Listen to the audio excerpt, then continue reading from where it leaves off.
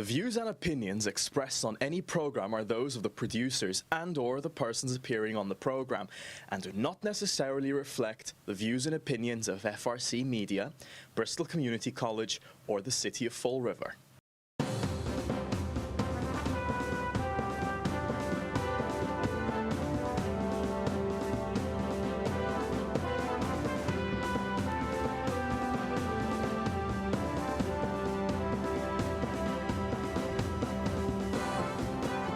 Hello, welcome to Spindle City Straight Talk. I'm Chip. And I'm CJ. And it is Monday in the Riv, the beginning of Christmas week. We only got one more show this week.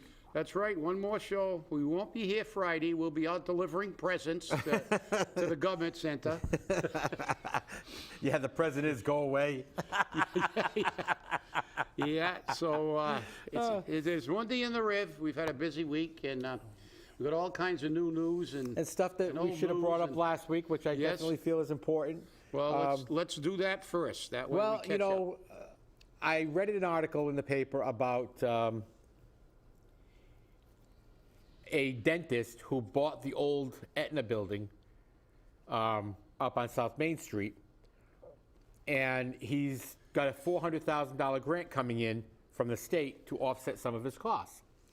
And he wants to put market rate housing, and he wants to put, street level offices, et cetera, et cetera. And this is his first foray into development.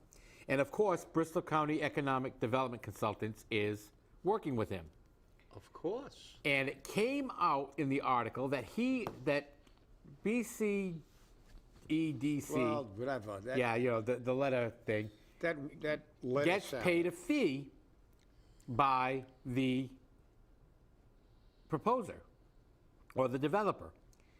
But not only do they get a fee, they get a percentage of the grants that are issued for any projects.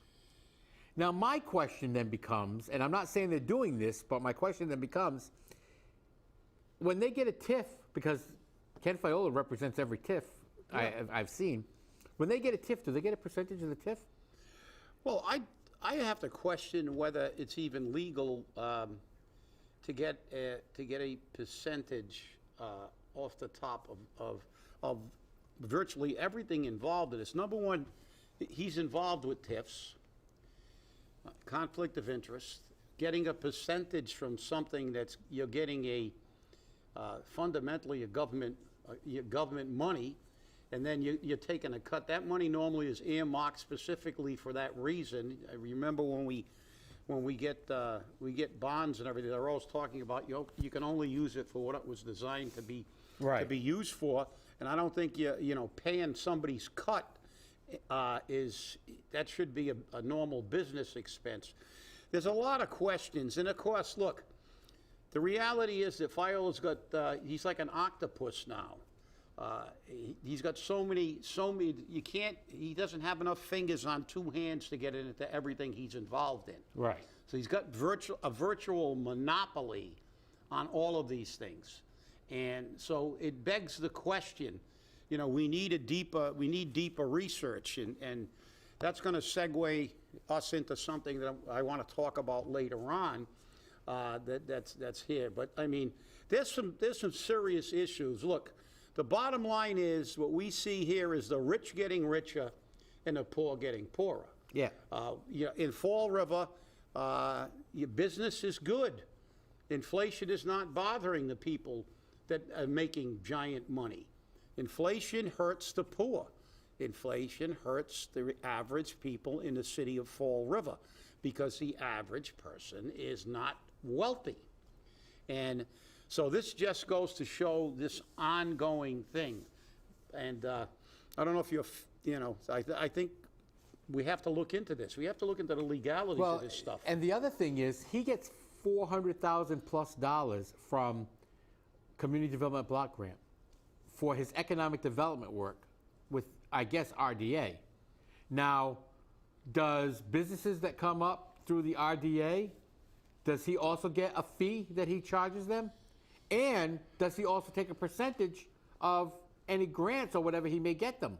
This is a question I have because then that's a definite problem, because the federal monies are paying him to do this job, and he's charging people, or he may be charging people, to do the job as well. So I got a big question about that. Yeah, there are a lot of questions. I mean, they go back years. I remember many, many, many years ago, there was a city council candidate who supposedly had done some research into some of these loans that were given through the old name. There's so many names. It's been through a couple of morphing names, but fundamentally with the same people in charge, giving out low-interest loans to people to start businesses. And they were saying that there were numerous instances of people getting the loans, not doing anything to open the business, and just spending the money, which is basically a scam and illegal. It's fraud. And they had an entire dossier of that, but that disappeared, and he never ran for office again. Maybe he got paid off. I don't know. I know exactly who you're talking about. Yeah, I know you do. Yep. Because we remember all this kind of stuff. But there's a whole bunch of things that happen. And the reality is, this is a network of inbred rich people that they've got their fingers in everything, whether it's the insurance agencies. We remember, this started a long time ago. We remember that when certain people get in office, then certain people who sell insurance get most of the city's insurances, everybody gets their piece of the pie. And they get preferential treatment. There's a lot of shady deals. I think there would be a lot of people in jail if they did a really in-depth, deep dive into what's happened over the course of these years. Statutes of limitations has run out on that other stuff, but the reality is it's always there. It's always rearing its ugly head. So, I mean, maybe I should take it. I don't know if we can talk about the good things and versus the bad things later. But I heard this morning that the mayor was on touting the wind farm. Yes, he was. Yes. Well, I got to say this again. This is a situation where And I wrote about the wind farm thing. Yeah, I know. And we're getting screwed. Again, we're getting screwed. Look, everybody bend over because this is BS, okay? I would like you go down there and look up. I just hang on again a second here.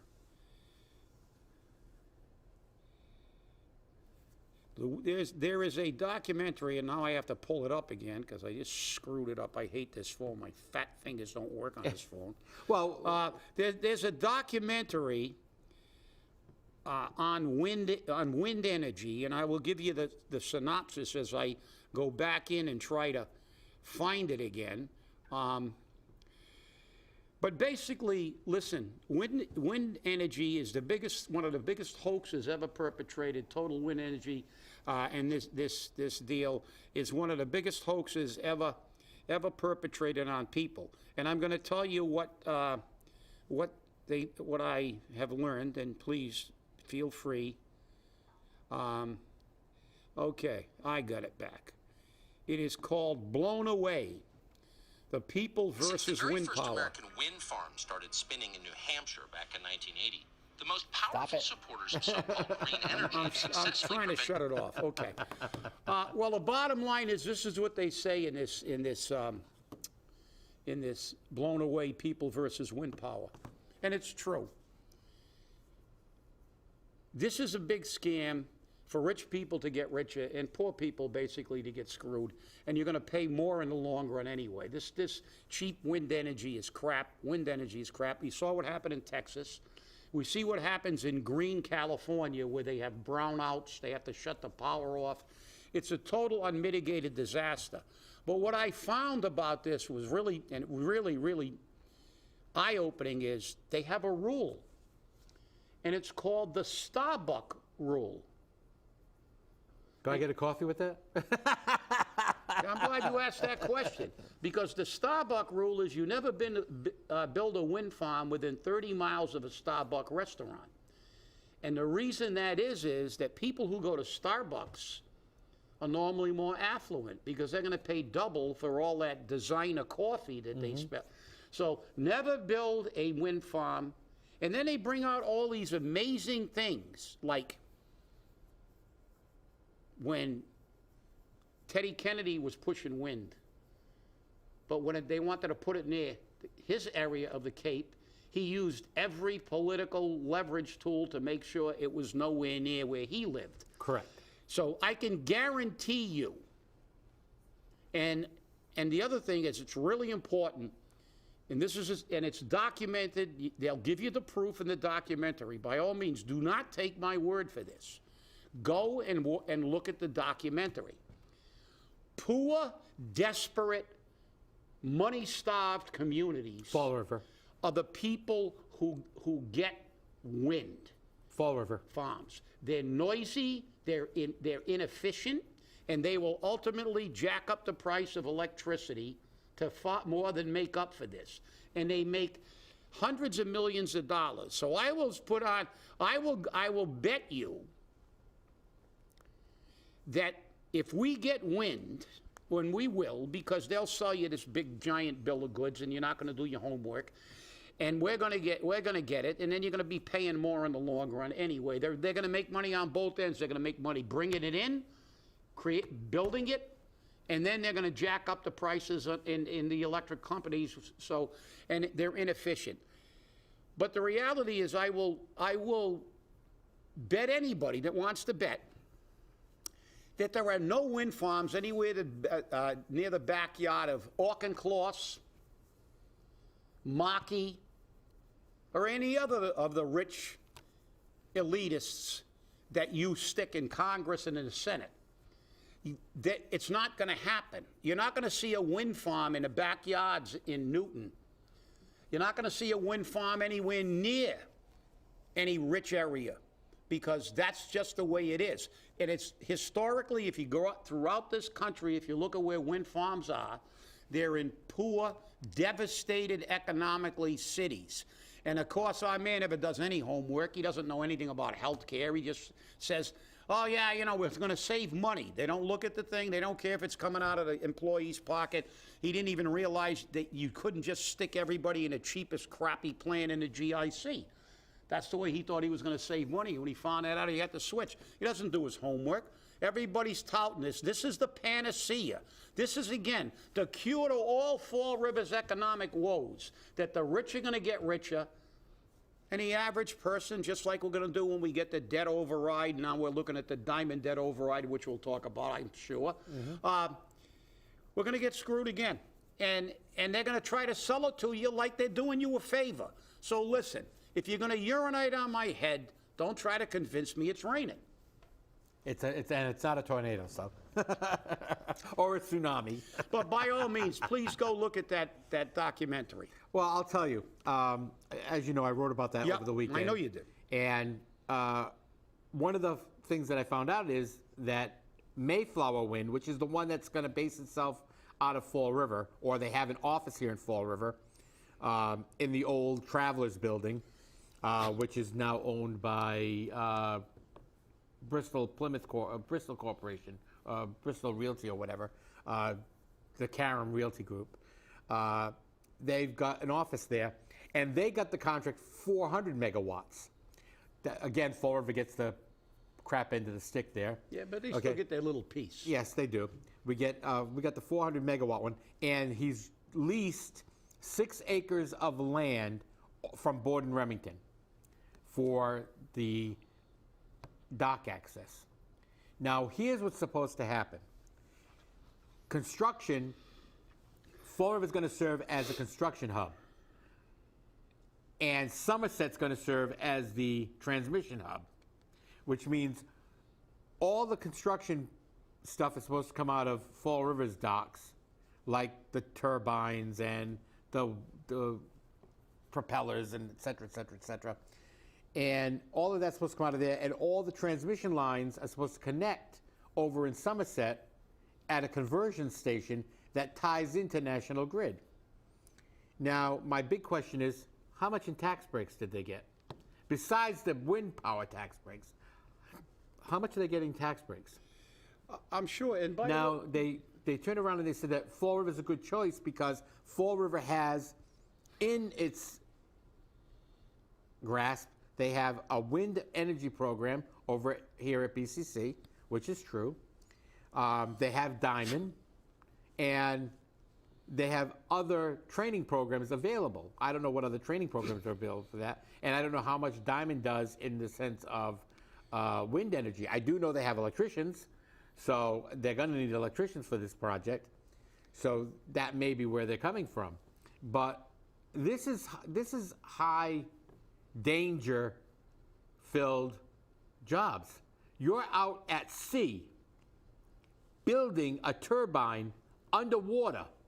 So you're going to have special welding skills, specialty welding skills. the underwater welders they are extremely high paid. Exactly. All underwater operation work with anything. with anything is extremely expensive. But listen, they're going to put a lot of lipstick. They're going to do up the hairdo on this thing. It's still Miss Piggy. It's still Miss Piggy. So please, I'm going to repeat this again.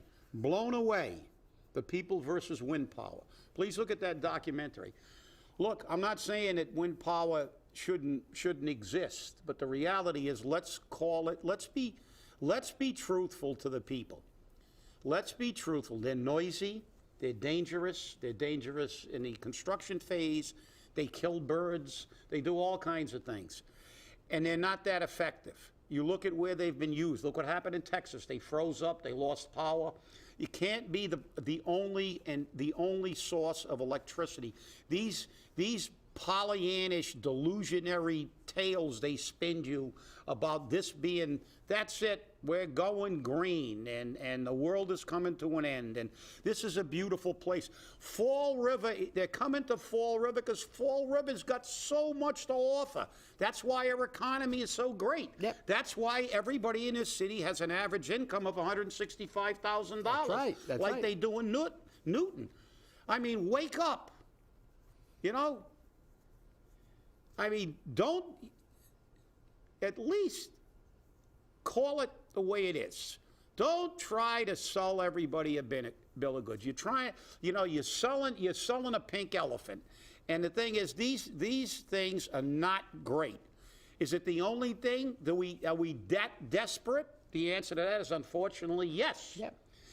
But let's realize what we're getting. And the people of Somerset, the people of Fall River, if you begin to depend on this for your energy, especially in New England, obviously, New England of all places for wind energy, California, where the majority, Northern California gets a little bad weather, but not that bad compared to New England, they got all kinds of problems with wind. They got all kinds of problems with energy. This is it's like a third world country. And think about it. These windmills, these wind turbines, are going to be out at sea. And out at sea gets real tough in the winter in this area. I mean, these wind turbines are going to be killing birds. They're going to be changing fish migration.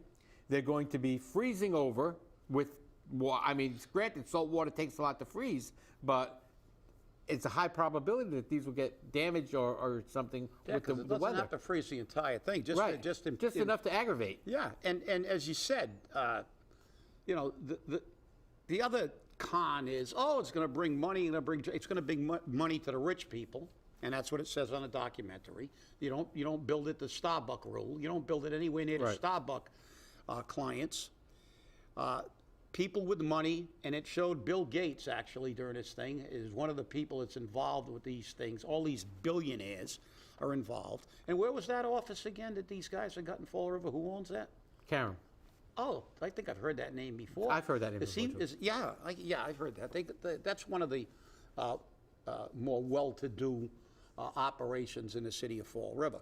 So money goes to money, but let's not please. And it's not coming to what, 32? No, 20? 25. 25? Well, it's close. It's 32 really. They'll say 25, but it probably won't be here till 32. And so Vineyard Wind is already in the process of building their first wind farm and they've got a contract now for a second wind farm, and Mayflower Wind still hasn't even started its first wind farm. Yeah. And that's not expected until 2025. So I don't know what the Fall River one's going to do. Then the real kicker was, slam this one into you, Salem got the contracts for the port. Yeah. So Salem is now going to be the second port in Massachusetts for wind power. I believe New Bedford is the first. I may be wrong, but I believe New Bedford is the first. So again, Fall River got slammed again. And remember, we have one of the deep water ports in Fall River, but it's not marketed because this mayor, as previous mayors, just don't see it as marketable. Well, and let me dispel this thing about all the great jobs and stuff. The money's going to go to the money people.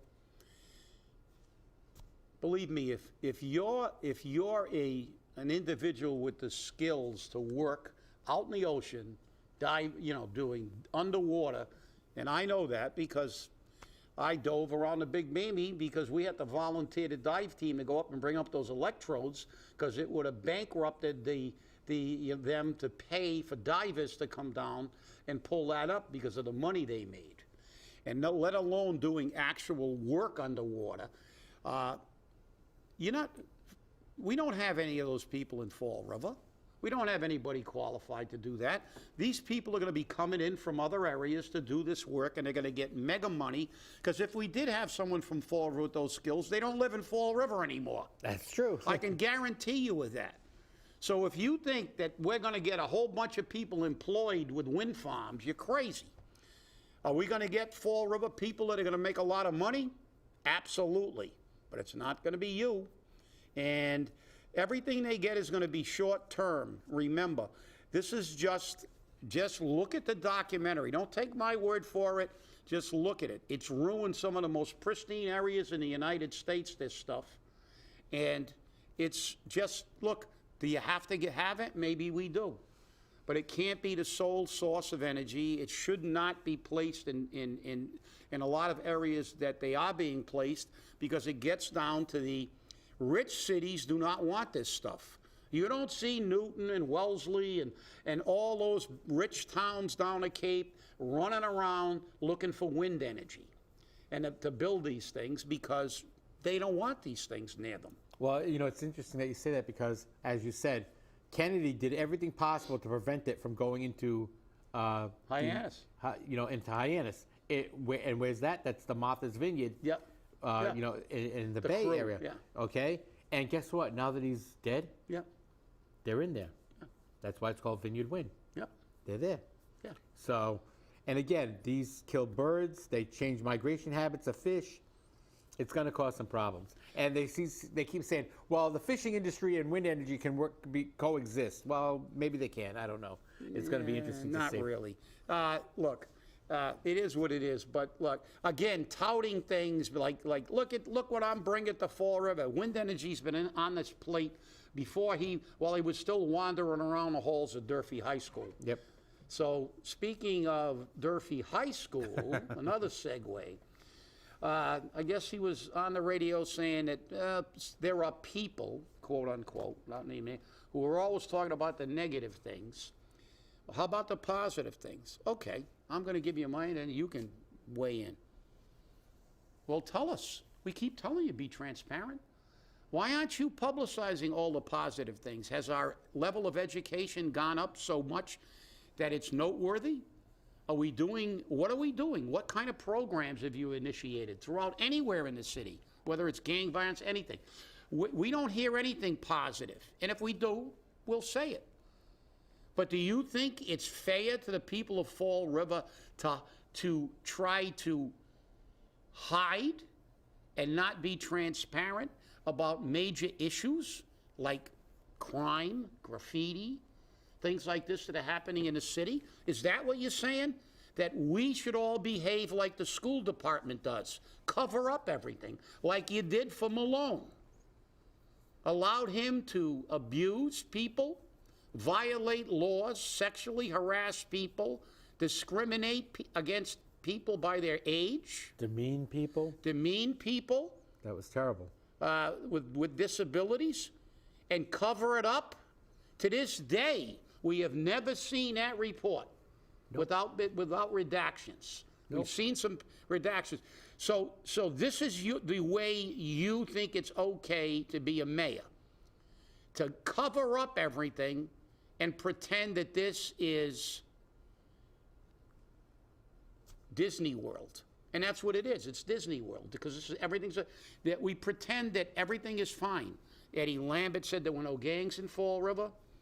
You say there's anybody that talks about what's happening in Fall River is being negative. No, we're telling people that, look, it's dangerous. According to him, we have the safest streets. Yeah, well, we were 96th in the country in crime. We were the #1 city in crime. And we're the 18th most dangerous city. Yeah. Out of how many cities and towns in the country? We're number 18. That's not out of the state. That's out of the country. Well, I don't know if the one I saw that we were 96th in the entire country, but we were #1 in Massachusetts for a couple of years, Yeah. #2 in New England, and we pretend that that's not true. So you know something, look, you don't want to talk about it, that's fine, but don't go on there and try to con everybody that we don't talk about anything good. I'll tell you what. You want us to announce the top 10 at Durfee and what college they're going to? We'll be glad to provide us with that information. Right. You want to give us some list of achievements and things that you've done that are positive? We're fine. We support the police. We support things that are going well in the city. But we never know what's going on in the city. You just hide in your office and come out. You're like Biden. What inflation? Everything's going great. The border's closed. 1.7 million people across the border last month. The largest amount in the history of the United States. The worst inflation in 40 years. But what? Brandon doesn't care. He doesn't even know. Everything's fine. And we got mini Brandon in the government center. Well, you brought up graffiti. Yeah. That graffiti came down. But guess who did it? It wasn't the mayor. No. It wasn't DCM. No. Nope. It was the business owners and Carlos Caesar. Yep. Carlos Caesar got a hold of those business owners, and they went and they did the work to take that graffiti down. Yes. Did the mayor give them credit? No, the mayor doesn't talk to Carlos Caesar. The mayor doesn't want to hear anything about the Flint Neighborhood Association. Yep. Okay? But Carlos took it upon himself to do that. Congratulations, Carlos. That was a good thing to do. Yeah, I appreciate and I that. actually have a text from Carlos saying that, he was contacted by a former mayor. Mm-hmm. And he said people were on Facebook were not real happy about the sitting mayor not even talking about it. And how about the gunfire that precipitated that graffiti? So listen, you think that we're supposed to not talk about the fact that you better be careful when you're on Pleasant Street because they had in broad daylight cars shooting at each other? You don't think the people of Fall River deserve to know that? You're hiding, and you will hide, and I guarantee you're not going to live in Fall River for the rest of your natural life when you're no longer the mayor. You didn't live here before you started running for politics, and you won't be here very long after you're done with politics. You're here. You are the very definition of a carpetbagger. You came back. You came back with your giant carpet bag to stuff with money. Oh, I'm telling you, only in Fall River can we get this type of stuff. It's just amazing. It really is just amazing. As a reminder, people, we're always looking for your tips and information. At the end of the show, you'll see a way to email it to us, and it protects your anonymity and keeps you very safe, and you don't have to worry about people tracking you down. And as you've seen on previous shows, we've had people send us letters, postcards. They send it all to us. And, we're coming up to the end of our year. And hopefully next year will be better for us and for the people of Fall River. I want to thank you all for watching. And remember, stay safe, stay angry, and hold your politicians accountable. Thanks for watching, and have a great day. See you on Wednesday.